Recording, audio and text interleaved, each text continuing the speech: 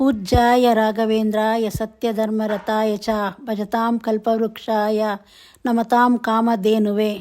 ಆಷಾಢ ಮಾಸ ಈ ಒಂದು ಸಮಯ ಯಾರು ಶುಭ ಕಾರ್ಯಗಳನ್ನ ಮಾಡಲ್ಲ.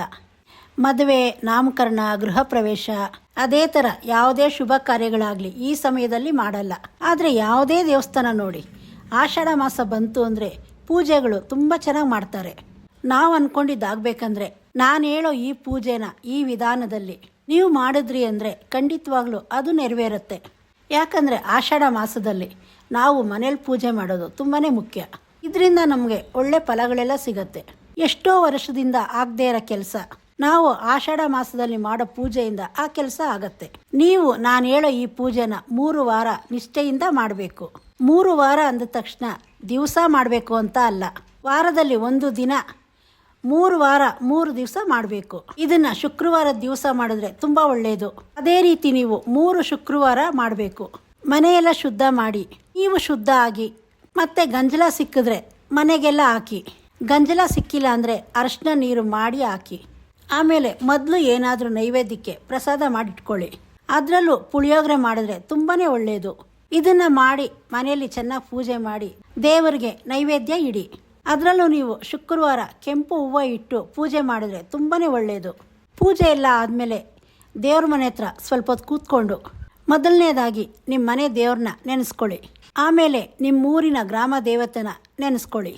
ಯಾಕಂದರೆ ನಾವಿರೋ ಊರನ್ನು ಕಾಪಾಡೋದೇ ಗ್ರಾಮ ದೇವತೆ.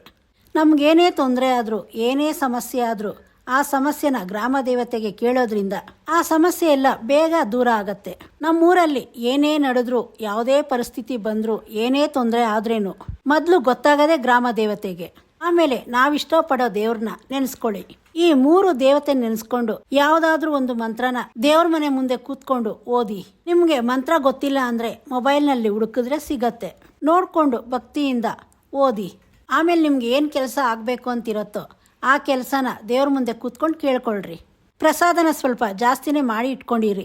ಆಮೇಲೆ ಒಂದು ಬಾಕ್ಸಲ್ಲಿ ಸ್ವಲ್ಪ ಪ್ರಸಾದನ ತೆಗೆದಿಟ್ಕೊಳ್ರಿ. ಊರಲ್ಲಿ ಯಾವ ಗ್ರಾಮ ದೇವತೆ ದೇವಸ್ಥಾನ ಇದೆಯೋ ಆ ದೇವಸ್ಥಾನಕ್ಕೆ ಹೋಗಿ ಅಲ್ಲಿ ಪೂಜೆ ಮಾಡಿ, ಅಲ್ಲಿ ಸ್ವಲ್ಪ ಪ್ರಸಾದನ ದೇವ್ರಿಗೆ ನೈವೇದ್ಯ ಆಗಿಡಿ. ಇಲ್ಲಿ ಮನೆಯಲ್ಲಿ ನೀವು ಏನು ಕೋರಿಕೆ ಕೇಳಿರ್ತೀರೋ ಅಲ್ಲಿ ಹೋಗಿ ಅದೇ ಕೋರಿಕೆನ ಕೇಳ್ಕೊಳ್ರಿ. ಅಲ್ಲಿರೋರು ಯಾರಿಗಾದ್ರೂ ಒಂದು 5 ಜನಕ್ಕೆ ಆ ಪ್ರಸಾದನ ಕೊಡಿ. ಇಷ್ಟೇ ಜನಕ್ಕಂತ ಏನಿಲ್ಲ, ನಿಮ್ಮ ಶಕ್ತಿ ಎಷ್ಟಿದೆಯೋ ಅಷ್ಟು ಜನಕ್ಕೆ ಕೊಡಿ. ಆಮೇಲೆ ನೀವು ಮನೆಗೆ ಬಂದಿದ್ದಾದಮೇಲೆ ದೇವ್ರ ಮನೇಲಿ ಇಟ್ಟಿದ್ದ ನೈವೇದ್ಯನ ನಿಮ್ಮ ಮನೆ ಹತ್ರ ಯಾವುದಾದ್ರೂ ಒಂದು ಹಸು ಇದ್ದರೆ ಆ ಹಸುಗೆ ತೊಗೊಂಡೋಗಿ ಆ ಪ್ರಸಾದನ ಕೊಡಿ. ಮತ್ತು ಅದಕ್ಕೂ ಕೈ ಮುಗಿದು ನಿಮ್ಮ ಕೋರಿಕೆ ಏನಿದೆಯೋ ಅದನ್ನು ಕೇಳ್ಕೊಂಬನ್ನಿ. ನೀವು ಈ ರೀತಿ 3 ವಾರ ಮಾಡೋದ್ರಿಂದ ನಿಮ್ಮದು ಏನು ಕೋರಿಕೆ ಇದೆ ಅದು ತುಂಬ ಬೇಗನೆ ನೆರವೇರುತ್ತೆ. ಎಷ್ಟೋ ವರ್ಷಗಳಿಂದ ಆಗದೇ ಇರೋ ಕೆಲಸ ನೀವು ಈ ರೀತಿ ಮಾಡೋದ್ರಿಂದ ಆಗತ್ತೆ. ನೀವು ಈ ಪೂಜೆನ ಮಾಡಿದಾದ್ಮೇಲೆ ನಿಮಗೆ ಯಾವ ರೀತಿ ಫಲ ಸಿಕ್ತು ಅನ್ನೋದನ್ನು ಕಮೆಂಟ್ ಮಾಡಿ ತಿಳಿಸಿ. ಮತ್ತು ನಿಮ್ಮೂರಿನ ಗ್ರಾಮ ದೇವತೆ ಯಾವುದು ಅಂತ ಕಮೆಂಟ್ ಮಾಡಿ ತಿಳಿಸಿ. ಅದೇ ಥರ ಇನ್ನೂ ಒಳ್ಳೊಳ್ಳೆ ಮಾಹಿತಿಗಳು ಕೊಡ್ತೀನಿ. ಚಾನಲ್ ಸಬ್ಸ್ಕ್ರೈಬ್ ಮಾಡ್ಕೊಳ್ಳಿ.